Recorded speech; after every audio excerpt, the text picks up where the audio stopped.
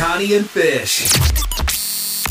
Hello, and welcome to a brand new version of Steve Stories. Now with more old-timey. Did somebody say old-timey? Yes, I did. I said old-timey. Now we just have to tune into the right radio station.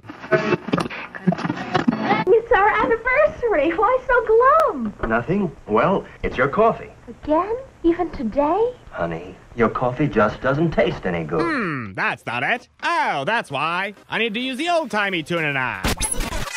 Ah, there we are. Those of you just now tuning in, tonight's subject is caffeine and what it does to your body and brain. The story begins when you take your first sip of coffee each morning. Whether you start your day with a cup of coffee, tea, or even an energy drink, caffeine is used in most people's wake-up routines. One thing that probably never crossed your mind when you take that first sip in the morning is that caffeine is a drug. Wait.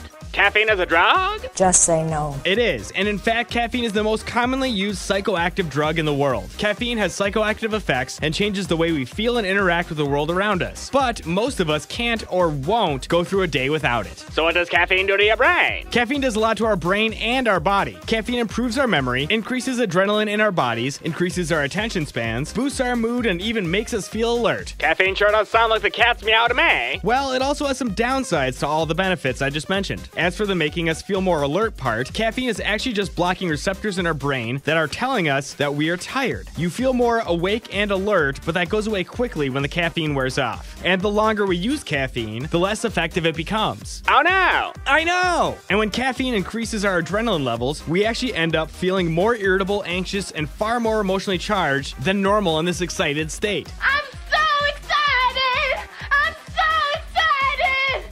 I'm so